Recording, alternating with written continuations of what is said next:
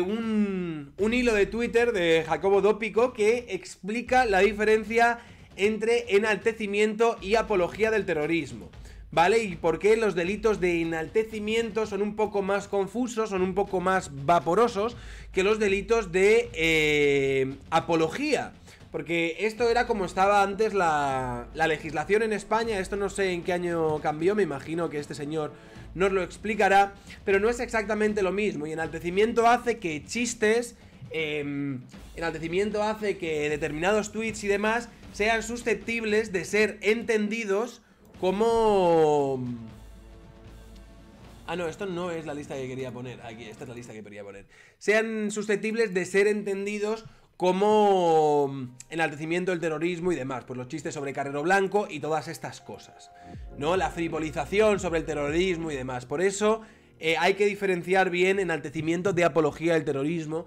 Y el cambio en esa ley me parece que fue para mal. Dice, hay que entender la historia. Dice, 1. La ley prevé desde siempre que una garantía básica de la libertad de expresión. La apología solo puede penarse cuando sea un modo de provocar a un colectivo a delinquir. Es decir, esto es lo que decía yo ayer en el directo. En el directo no, en el vídeo que hice, que es que tiene que haber una interpelación directa, ¿sabes? Un mandato directo de la persona que estaría haciendo esta apología del delito para que las personas que lo estén escuchando vayan a cometer este delito. Dice, la ley prevé desde siempre la apología solo puede penarse cuando sea un modo de provocar a un colectivo a delinquir. Artículo 18. La provocación existe cuando directamente se incita por medio de la imprenta, la radiodifusión o cualquier otro medio de eficacia semejante que facilite la publicidad o ante una concurrencia de personas a la perpetración de un delito. Es apología a los efectos de este código la exposición ante una concurrencia de personas o por cualquier medio de difusión de ideas o doctrinas que ensalcen el crimen o enaltezcan a su autor. La apología solo será delictiva como forma de provocación y si por su naturaleza y circunstancias constituye una incitación directa a cometer un delito. A mí me parece que esto es lo que se debería de preservar en el Código Penal. A mí me parece que esto es lo que deberíamos perseguir. Es decir, cuando alguien, en un momento, en un mitin político, en algo esté fomentando e indicando a la gente directamente que vaya a cometer un hecho explícito que sea considerado como delictivo. Véase, id todos a la calle y poneos a palear negros. O véase, chicos, tenéis que coger y ahora mismo ir a este pueblo y matar al primer guardia civil que veáis. Esto, por ejemplo, sí que lo dijo Valtonyc en un concierto. A mí esto sí que me parecería una apología del terrorismo, o una apología de ir a cometer este delito, porque lo dijo muy explícitamente. A lo mejor no sería lo mismo que en las letras de Pablo Hasél y demás, donde se ve que es otro contexto específico. A mí esto sí que me parecería que entraría más dentro del tipo de enaltecimiento. Dice, lo de 7-2000 creó el delito de enaltecimiento con la declarada intención de prescindir de esa garantía, castigando actos de apología, enaltecer el terrorismo o sus autores sin que la acusación tuviese que demostrar esa provocación. Lo cuento aquí, es decir, que hubiese, por su naturaleza y circunstancias, que constituya una incitación directa a cometer un delito. Esto es lo que el tipo de enaltecimiento terminó, y que es lo que también el tipo de enaltecimiento del franquismo quiere proponer. Y que esta chica que veíamos antes discutiendo con Juan Soto Ibars veía tan diferente, y no, y que había que no era lo mismo, había que tomarlo de otra manera y todo este rollo, ¿no? Siempre poniendo la línea donde a ellos les da la gana. Dice, cuando se deroga una garantía es mera cuestión de tiempo. ¿Has visto el infame Twitch de Echenique animando y excusando a la gente que salió a vandalizar y luego cuando una chica pierde un ojo el cabrón se lava las manos? ¿Eso no sería delito? Bueno, sería algo parecido a lo que se le acusaba a Donald Trump de hacer cuando lo del asalto al Capitolio. De todas formas, no hablaré más adelante cuando esté comentando el tuit de Pepe Reina y por qué a los calvos en este canal se les respeta. Bueno, no creo que haga falta demasiado saber por qué a los calvos en este canal se les respeta, pero el caso es que se les respeta, ¿vale, hijos de puta? Dice, cuando se deroga una garantía es mera cuestión de tiempo que antes o después pasen esas cosas frente a las que pretendía protegernos esa garantía. Así que unos 15 años después comienza el baile. Titiriteros, Cassandra, César Strawberry, chistes de Carrero Blanco, todos por enaltecimiento. ¿Por qué? Porque en el enaltecimiento termina con esta parte, es decir, la parte que decía que la apología solo será delictiva como forma de provocación y si por su naturaleza y circunstancias constituye una incitación directa a cometer un delito. Con el enaltecimiento esto desaparece. ¿Qué pasa cuando se deroga una garantía, incluso cuando es una como el test de Brandenburg? Pues que antes o después ocurren esas cosas frente a las que se pretendía protegernos dicha garantía, titiriteos presos ante la Audiencia Nacional como apologetas del terrorismo, por lo que decían los personajes de una obra de marionetas, fuerzas policiales recibiendo instrucciones de rebuscar en las conversaciones de ciudadanos españoles en Twitter para ver si mencionas palabras como Argala, el responsable del asesinato de Carrero Blanco, para llevar ante la Audiencia Nacional a quienes hiciesen chistes sobre aquellos hechos, y claro, condenas en la Audiencia Nacional por chistes sobre Carrero Blanco. En el extremo, sentencias del Tribunal Supremo nos dijeron que no era necesaria ninguna intención de incitar a la comisión del delito para condenar por enaltecimiento del terrorismo. Este es, señores, principalmente el problema. Todo esto obligó a que en 2016 el Tribunal Constitucional dijese: la jugada del año 2000 es inconstitucional. Hay que reintroducir esa garantía que exige que solo se pueda castigar un acto apologético si se da un efecto de incitación o provocación a cometer delitos. Y decía esto el acto 3, en el que la garantía constitucional que es expulsada por la puerta vuelve a entrar por la ventana. Estos excesos fueron en aumento exponencial hasta que la situación comenzó a tornarse insostenible. Dos recientes sentencias del Tribunal Supremo tuvieron que poner freno, recordando que el Tribunal Constitucional ya había dicho en su sentencia: la sanción penal de las conductas de enaltecimiento del terrorismo sancionadas en el artículo 578 suponen una legítima injerencia en el ámbito de la libertad de expresión de sus autores en la medida en que puedan ser considerados como una manifestación de discurso del odio por propiciar o alentar, aunque sea de manera indirecta, una situación de riesgo para las personas o derechos de terceros o para el propio sistema de libertades. Esta versión de los requisitos de Brandenburg, algo aguada, en efecto ya se había recogido por nuestra jurisprudencia constitucional. Entonces, chaval, hay que tener... A mí me parece que es un hilo muy interesante y que realmente recoge la problemática que ha habido y que ha desencadenado que realmente pues se judicialice temas que a mí me parecen subjetivos. A ver qué dice Miguel Ora. Sergio, para ti, ¿cuál sería el límite de la libertad de expresión? Porque es un tema muy complejo y no sabría cuál es la respuesta. Lo estoy diciendo en este vídeo. A mí la diferencia entre enaltecimiento y apología me parece básica. Es decir, para mí que se dé un delito por tú decir determinadas palabras, se tiene que...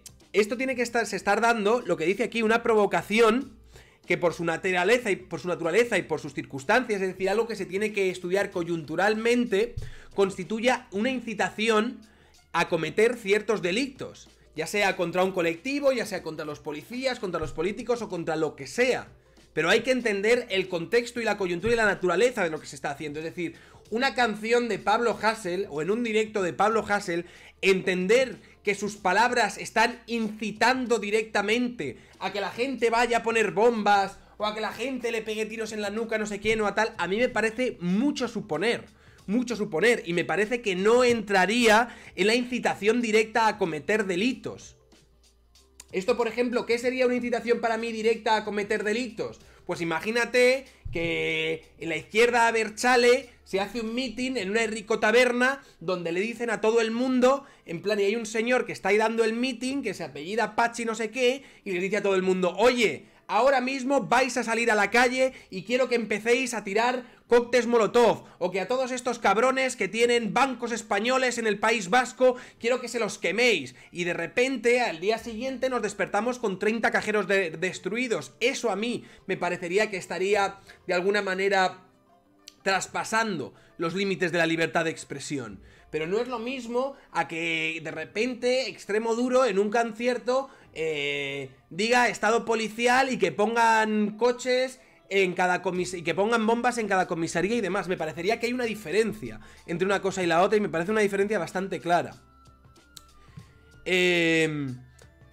Bueno, reintroducir esta garantía que exige y solo se puede castigar. Dice, continúa Jacobo Dopico, ¿vale? Dice, todo esto obligó a que en 2016 la jugada del año 2000 sea inconstitucional. Hay que reintroducir esa garantía que exige que solo se pueda castigar un acto apologético si se da un efecto de incitación o provocación a cometer delitos. Entonces ahora, ¿cómo distinguir enaltecimiento y apología? Pues nos ha quedado un pain con unos tortes. Apología es incitación directa a cometer el delito y enaltecimiento es propiciar o alentar, aunque sea de manera indirecta, una situación de riesgo para las personas, etc. En la medida propiciar, aunque sea de manera indirecta, y es que claro, esto a lo que da pie es a una situación, ya he dicho, pues muy vaporosa, muy subjetiva, a partir de la cual es sujeto de interpretación el hecho que de que manera indirecta se está incitando a cometer un crimen o se está incitando a cometer no sé qué delito. Entonces, claro, esa es la situación que a mí me parece peligrosa. Y esto ahora mismo os estáis ahí, no, pero es que ha dicho lo de las policías, lo de tal. No, no está diciendo lo de las policías y de tal, porque en el momento en el que entre en el Código Penal, de la forma en la que esta gente pretende lo de enaltecimiento del franquismo, vais a fliparlo.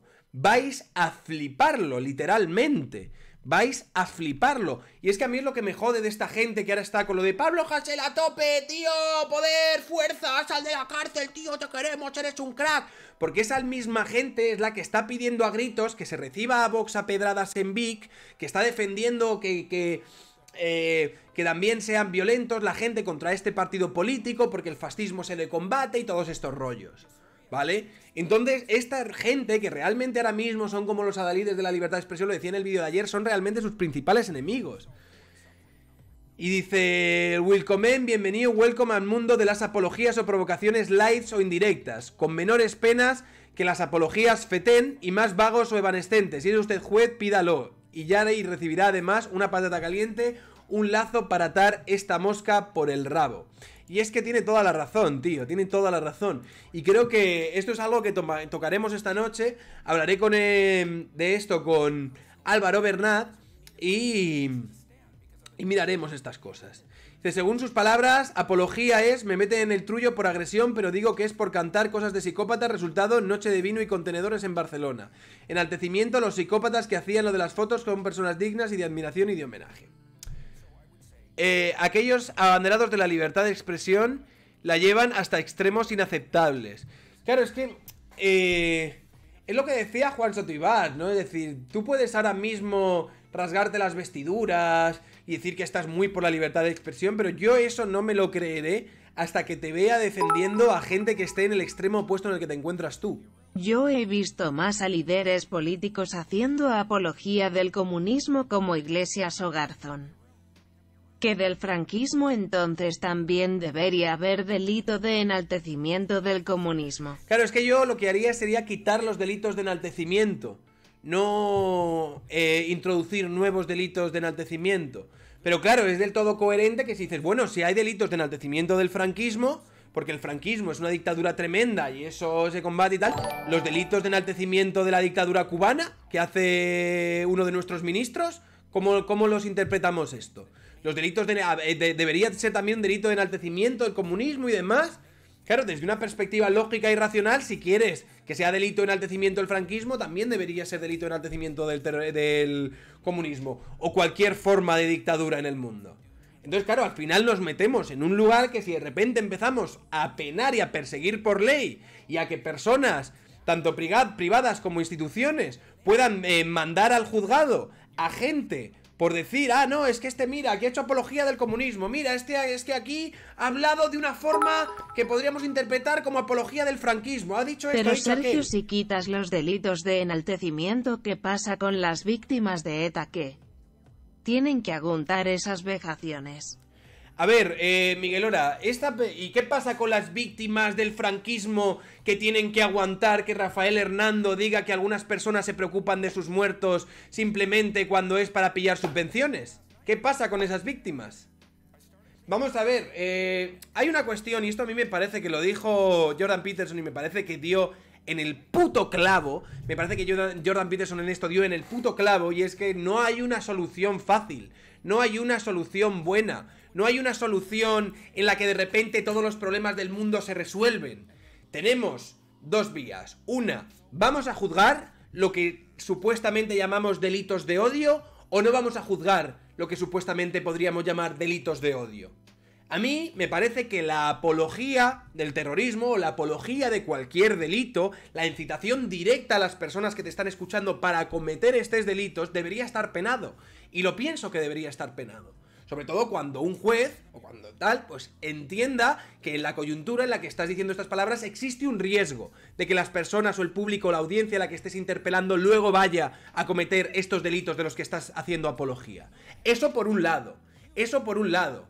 Ahora, juzgar el odio, juzgar los chistes de Carrero Blanco, los chistes de ETA, los chistes de tal, porque bueno, evidentemente, hay determinados discursos, hay determinados chistes, hay determinadas cosas que tú puedes tener en Twitter que pueden hacer daño, que pueden ser odiosas, que pueden de alguna manera... A ver lo que estáis diciendo... Ah, muchísimas gracias, Ditsingle, por hacer un hosting. Que pueden de alguna manera estar riéndose o estar de alguna forma hiriendo a personas que han sido víctimas de eso y que se sienten ofendidas o que son sensibles a ese tipo de chistes. Pero esto no solo se puede aplicar con las víctimas del terrorismo, esto se puede aplicar con prácticamente todo. La cuestión, si decidimos legislar sobre los delitos del odio, es quién pone, quién acota lo que es odio. Porque probablemente para un señor de Vox lo que es odio no es lo mismo que es odio para una diputada de Podemos, o no es odio que para una diputada de Ciudadanos, o no es el odio que entendería Juan Ramón Rayo, que entenderías tú o que entendería yo. Entonces, para mí el problema es... Sí, efectivamente, si no legislamos los discursos del odio, va a haber personas que van a sentirse ofendidas y va a haber personas que van a ser heridas por los comentarios que hagan terceras personas. Pero la solución me parece mucho peor. Es decir, no hay una solución donde A o B, uno es la solución para todo y otro nos trae muchísimos problemas y es algo que socava nuestras libertades. No, las dos soluciones son problemáticas y las dos soluciones tienen sus virtudes y tienen sus defectos. Pero a mí me parece mucho más peligroso los defectos y todo lo que puede conllevar el hecho de que nos pongamos a legislar el odio, entendiendo el odio como lo que entienda subjetivamente el legislador o el gobernante de turno, que va a ir turnándose, evidentemente, a que no hacerlo. No legislar sobre el odio, no legislar sobre delitos del odio va a traer consecuencias negativas, evidentemente. Va a haber víctimas del terrorismo que se van a sentir muy ofendidas, evidentemente. Ahora, la solución es que le demos al poder estatal que esté en ese momento a poder legislar lo que ellos interpretan que es odio o que no es odio. Es decir, que un día a ti te parezca muy bien que se legisle contra eso porque los que están gobernando son de tu cuerda, entonces sí, deberían silenciar a este y a este porque está ofendiendo a este y a este. Pero luego, cuando vengan los que no sean de tu cuerda y te silencien a ti, porque digan, oye nene, es que lo que tú estás diciendo ofende a este y a este grupo, y hay muchas personas trans que se sienten heridas por esto que has dicho, y hay muchas personas que se sienten heridas por esto que dijo tu compañero, y hay muchas personas... Ahí entonces, ¿qué pasa? Por eso, mi solución, aunque no es perfecta, es no meternos a legislar el odio. ¿Vale? El odio es algo odioso, el odio está ahí, el odio tiene que salir, además hasta cierto punto como válvula de escape me parece bien que salga en nuestras sociedades y demás, y tendremos que comérnoslo porque la solución a intentar legislar sobre el odio es muy vaporosa y hace que de una forma exponencial cada vez se limite y se acote más nuestra libertad de expresión. Y eso a mí me parece más importante que algunas víctimas de terrorismo o que algunas personas transexuales se sientan heridos por lo que dicen de ello en las redes sociales. Esta es mi reflexión, chicos, aquí lo dejo.